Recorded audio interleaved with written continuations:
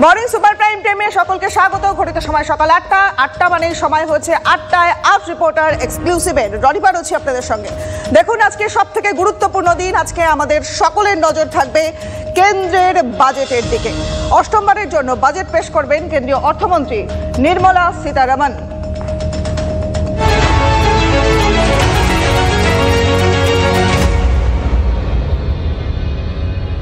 আজ কেন্দ্রের budget pass, অষ্টমবারের জন্য বাজেট পেশ হবে। বাজেট পেশ করবেন কেন্দ্রীয় অর্থমন্ত্রী নির্মলা সীতারামন। তাহলে সুরাহা কি মিলবে আয়করে? বেশ অনেকগুলো প্রশ্ন পরপর উঠে আসছে। কর্মসংস্থানে দিশা দেখাবে মোদী সরকার? আমজনতার আশা আকাঙ্ক্ষা ঠিক কতটা পূরণ হবে?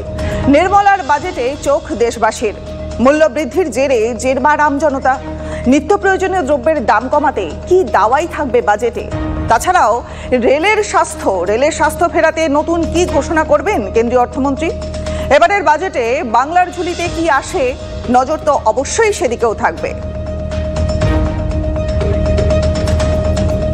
एमएसएमई के বাড়ানোর জন্য প্লাস ম্যানুফ্যাকচারিং কে বাড়ানোর জন্য ইন্ডিয়াকে কাজ করতেই হবে, এর কোনো অল্টারনেটিভ নেই। এটার কি করে কাজ হবে? এক্ষুনি দরকার আছে ডিরেগুলেশন অ্যান্ড সিম্পলিফিকেশন। ইনসেন্টিভ আসছে, ওটাও এতগুলো প্রসিডিওরাল কমপ্লিকেশনস থাকছে, কেউ নিতেই চাইছে না।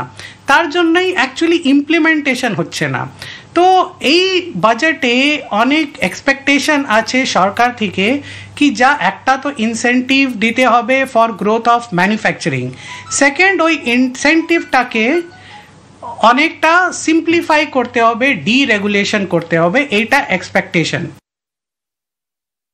স্বাস্থ্য বিমা হলো মানুষের শরীর, আগে মানুষ বাঁচলে তারপর সে ইনভেস্টমেন্টে যাবে, তার পেটে খাবে তবে। এবার তাতে জিএসটি দিতে লোকে নুন আনতে পান্তা ফোড়ার মতো অবস্থা। কিছু যদি সরকার সেভিংসমূলক কোনো প্রত্যাশা বাজেটে আসা জাগায়, তাহলে কী হবে? সেই টাকাটা ইনডাইরেক্টলি চলে আসবে ক্যাপিটাল মার্কেটে, মানুষের হাতে ক্রয় ক্ষমতা বাড়বে। রিসেন্টলি রঘুরামনজি বলেছিলেন মানুষের ক্রয় ক্ষমতা বাড়াতে হবে। একটা এখন যা দেখা যাচ্ছে দিনমজুর প্রচণ্ড, তার দৈনিক মজুরি প্রচণ্ড কম পাচ্ছে, তা সে খাবে না সে মার্কেটে ইনভেস্ট করবে না তার তোমার কি বলে সংসার চালাবে? এই জিনিসগুলো সরকারকে কিন্তু দেখতে হবে। মধ্যবিত্তর আর দারিদ্রতার ভেতর যে একটা সাম্য আনতে হবে, সেটা যদি বাজেটে প্রকাশ পায় তাহলে এই বাজেটে শেয়ার মার্কেট আবার সাংঘাতিক জায়গায় ইন্ডেক্সটা আবার 80-তে চলে যাবে। এই মুহূর্তে আমাদের সঙ্গে আমাদের দুই সহকর্মী রয়েছেন শ্রাবন্তী, রয়েছেন জয়ন্ত। প্রথমে একটা শ্রাবন্তীর কাছে যাব। শ্রাবন্তী, বাজেট পেশ অর্থাৎ বাজেট পেশের মানেই হচ্ছে সাধারণ মানুষের আশা আকাঙ্ক্ষার একটা দিন, যে সাধারণ মানুষের কি কি সুবিধা হবে, তাদের ক্রয় মূল্যে কোনো লাভ হবে কিনা, কিংবা কর ছাড় হবে কিনা, রেলের দিকে নজর থাকবে। আচ্ছা, রাজ্যের ক্ষেত্রে কি কি সুবিধা লাভের আশা রয়েছে, সাধারণ মানুষ কি বলছেন? রনিপা, যখন প্রধানমন্ত্রী নিজেই গতকাল বলেছেন যে লক্ষ্মীর আশীর্বাদ থাকতে পারে মধ্যবিত্তদের, তিনি আশা প্রকাশ করছেন যে মধ্যবিত্তদের মাথার উপরে লক্ষ্মীর আশীর্বাদ থাকবে। মধ্যবিত্তদের এক্সপেকটেশন অনেকটাই চড়া, তার কারণ গত বেশ কয়েক বছরের বাজেটে সেই অর্থে মধ্যবিত্তদের জন্য কিছু দেওয়া হয়নি। হয় উচ্চবিত্তদের জন্য শিল্পপতি যারা ছিলেন তাদের একটা বিস্তর ছাড় দেওয়া হয়েছে, না হয় একেবারে গরিব মানুষ তাদের একাধিক প্রকল্পের সুবিধা দেওয়া হয়েছে। মধ্যবিত্তরা একাধিক সময় প্রশ্ন তুলেছেন যে তাহলে আমাদের ছাড়টা কোথায়? শুধুমাত্র কি বিপাকে মধ্যবিত্তরাই পড়বেন? রয়েছে অনেক যাত্রীদের সঙ্গে, তাদের সঙ্গে কথা বলে জিজ্ঞাসা করতে চাইবো। আজকে তো বেলা 11টা নাগাদ বাজেট পেশ হতে চলেছে, কি এক্সপেক্ট করছেন? মধ্যবিত্তদের কি এবার ছাড় আসতে পারে? মনে তো হয় না, ওরকম কিছু মনে হয় না। একটু সব কিছুর দাম কম হলে ভালো হয়, কিন্তু আমার তো মনে হয় না কোনো কিছু চেঞ্জেস আসবে বলে। আপনি তো কোথাও একটা যাচ্ছেন, রেল থেকে তো সেই ক্ষেত্রে কি মনে হয় যে রেলের যে সুবিধা সেগুলো আরেকটু বাড়ানো উচিত? হ্যাঁ, একটু বাড়ানো উচিত। রেলের সুবিধা একদমই ভালো নেই, একটুখানি বাড়ানো উচিত। হ্যাঁ, সব কিছুই বাড়ানো উচিত। ট্রেনের অবস্থা তো একদমই ভালো নেই, মানে কি বলবো, ভেতরে মানে যারা রিজার্ভেশনে যাচ্ছে তাদেরও ওয়াশরুমের অসুবিধা, মানে ওয়াশরুম নামের কোনো জিনিসই নেই। এইগুলোর দিকে একটুখানি খেয়াল রাখা উচিত। মহিলা হিসেবে একা অনেক জায়গায় ট্রাভেল করেন, অনেকেই ট্রাভেল করেন, সেক্ষেত্রে আপনাদের নিরাপত্তার কথাটা কি মনে হয় যে নিরাপত্তার দিকটাও আরও বেশি জোরদার হওয়া উচিত, বিশেষত মহিলাদের ক্ষেত্রে? হ্যাঁ, একটু জোরদার হওয়া উচিত, কারণ কোনো জায়গায় সেফ মনে হয় না, আর ট্রেনে তো একদমই সেফ বলে মনে হয় না। আমরা শুনছিলাম যে তারা কিন্তু প্রথম থেকেই একটা জিনিস বলছিলেন, একদিকে রেল যাত্রী হিসেবে অনেক এক্সপেকটেশন রয়েছে, নিরাপত্তার দিকটা অন্যতম বিষয়। তবে রনিপা, যেটা এই যাত্রী বলেন একদম যুব বলা যেতে পারে, ইয়াং একজন, তিনি বলছেন খুব একটা এক্সপেকটেশন নেই। আসলে ম্যাক্সিমাম মধ্যবিত্তদের এই প্রশ্নটা আছে যে বেশ কিছু বছর ধরেই দেখা যাচ্ছে যে শুধুমাত্র মধ্যবিত্তরা সেই অর্থে কোনো ছাড় পাচ্ছে না। এবারে বাজেটে মধ্যবিত্তদের আশা আদৌ পূর্ণ হয় কিনা সেটাই একেবারে শ্রাবন্তী, মধ্যবিত্তদের আশা আকাঙ্ক্ষা সেটা নিয়ে একটা বড়সড় প্রশ্ন তো থেকেই যাচ্ছে, কারণ গত বেশ কিছু বাজেটে কিন্তু মধ্যবিত্তের বিশেষ কোনো সুবিধা হয়নি। আমি একটু জয়ন্তর কাছে চলে যাব। জয়ন্ত, সাধারণ মানুষ কি বলছেন তারা? শ্রাবন্তীর কাছে থেকে তো শুনলে যে তারা কিন্তু খুব বেশি এক্সপেকটেশন রাখছেন না।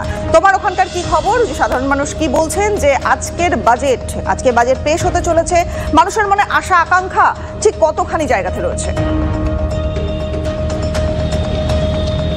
দেখো রনিপা, শিল্প শহর দুর্গাপুরে এখানে চাকরিজীবী মানুষের বেশি বসবাস, তার সঙ্গে আছে ব্যবসায়ী আছে।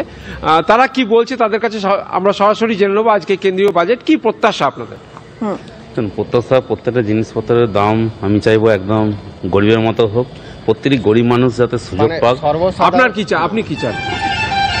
পেট্রোল ডিজেল এগুলো কমুক এবং জিএসটি যেটা ধার্য করা হয়েছে ব্যবসার ক্ষেত্রে বিভিন্ন, আজকে আমাকে একটা জিনিস কিনতে যাওয়া পর্যন্ত প্রমল পর্যন্ত আমাকে ট্যাক্স দিতে হচ্ছে, সেইগুলো যেন ছাড় পায়। আপনি কি চাইছেন? সত্যি মানে আমি চাইছি, বা আমাদের সমস্ত সাধারণ মানুষই চাইছে যে এই ট্যাক্সটার এই যে আজকে যে বাজেট আজকে ঘোষণা হবে সেটার দিকে যেন সব কিছু সাধারণ মানুষের যেন নিয়ন্ত্রণে একটা থাকে, একটা যেন আয়ত্তর মধ্যে থাকে। যেমন ধরুন, একটা সাধারণ মানুষ আজকে যদি বাজার যায়, সে হয়তো ব্যাগ ভর্তি টাকা নিয়ে যাচ্ছে কিন্তু ব্যাগ ভর্তি জিনিসপত্র নিয়ে ফিরে আসতে পারছে না। মানে এতই নিত্য প্রয়োজনীয়, মানে টাকার দামটা কমে গেছে, জিনিসপত্রের দাম অনেক বেড়ে গেছে। আর প্রত্যেকটা জিনিসের চারিদিকে ট্যাক্স। একটা নিতে যাব, যেমন ধরুন আমি একটা প্রাইভেট এমপ্লয়ি, আমি প্রায় নাই করে 60,000 টাকা ইয়ারলি ট্যাক্স দিই। তো সেখানে যদি এই ট্যাক্সটা কিছু কমানো যায়, কারণ আমি সব জায়গায়, আমি রেস্টুরেন্টে খেতে গেলে আমাকে ট্যাক্স দিতে হয় 10%, কোনো আইটেম যদি আমাকে কিনতে হয় সেখানেও আমাকে ট্যাক্স দিতে হয়। ধরুন এই যে এখন কারেন্ট যে স্ল্যাব আছে, মনে হয় 2.5 লাখ টাকা পর্যন্ত ট্যাক্স ফ্রি আছে, সেটা যদি বাড়ায় এই বাজেটে যদি সেটা বাড়ায়, সেটা প্রত্যেকেই উপকৃত। মানে ইনকাম ট্যাক্সটা কম, ইনকাম ট্যাক্স যেটা আছে স্ল্যাবটা যেন বাড়ায়, ঠিক আছে। ধরুন কিছু রিবেট আছে, ওখানে যেন 5 লাখের পরে 5% ইন্টারেস্টে লাগে, সেইগুলো যেন 5 লাখটা গিয়ে হয়তো 10 লাখ টাকার পরে 5% লাগবে। এই সব জিনিসগুলো যেন সাধারণ মানুষের ক্ষেত্রে করলে একেবারে জয় তো বুঝতে পারছি। অর্থাৎ সাধারণ নিত্যযাত্রী তারা যেটা বলছেন যে তারা ট্যাক্স ছাড়ের আশা করছেন এবং দ্রব্যমূল্যের দাম যাতে একটু নিয়ন্ত্রণের মধ্যে থাকে, বাজারে গিয়ে টাকা ভর্তি ব্যাগ নিয়ে গিয়ে যেন ব্যাগ ভর্তি খাবার নিয়ে আসা সম্ভব হয়, এই ধরনের আশা আকাঙ্ক্ষা কিন্তু মানুষের মনে রয়েছে। নজর থাকবে আজকের বাজেটের দিকে। অনেক ধন্যবাদ তোমাদের। আজকে বাজেট পেশ হতে চলেছে, তাহলে রাজনৈতিক মহলে তো চর্চা থাকবেই। রাজনৈতিক ব্যক্তিত্বরা, বিশেষজ্ঞরা তারা কি বলছেন চলুন শুনি। বাজেট মানে তো এটা উদ্যোগপতিদের বাজেট। গত 10 বছরে বড়লোক আরো বড়লোক হয়েছে, ধনীরা আরো ধনী হয়েছে, গরিব আরো গরিব হয়েছে। বাজেট নিয়ে আমার কোনো আশা নেই এই সরকার যতদিন আছে। এরা সাধারণ মানুষ, খেটে খাওয়া মানুষ, গরিব, কৃষক, শ্রমিক, এসসি, এসটি, ওবিসি, তফসিলি জাতি, উপজাতি, ছাত্র, যুব, কারোর জন্য কিছু করুন। জনবিরোধী সরকারের কিছু আশা করা। আমরা আশা করছি যে যেরকম বিগত দিনেও আমাদের সরকার কলকাতার প্রতি, পশ্চিমবঙ্গের প্রতি যে পরিমাণ অর্থ বরাদ্দ করেছে, সেই সব জায়গাতেই অর্থ বরাদ্দ থাকবে। ইভেন মমতা বন্দ্যোপাধ্যায় যখন she was A part of the government, সেই সময় মেট্রো রেলের জন্য যে পরিমাণ বাজেট বরাদ্দ হতো তার থেকে আমাদের সরকার কয়েক গুণ বেশি বরাদ্দ করেছে, রেলের জন্য বাজেট বরাদ্দ করেছে। অতএব আমাদের সরকার ওরা এই মন্ত্রে বিশ্বাসী করে না যে ভারত সরকার তার কর নীতির একটা ইতিবাচক পরিবর্তন আনুক। আমি এই কারণেই বলছি যে দেখুন, যে ভারতবর্ষের অর্থনীতিটার মুখ্য চালিকা শক্তিটাই হচ্ছে মধ্যবিত্ত, উচ্চ মধ্যবিত্তদের দ্বারা। ফলে এই অংশটা কিন্তু অর্থনীতির যে কন্ট্রিবিউশনটা করে, সেই কন্ট্রিবিউশনটার অ্যাসপেক্টে কিন্তু রিটার্ন তারা পায় না, অন্তত বিগত কয়েক বছরে আমরা কিন্তু তাই দেখছি।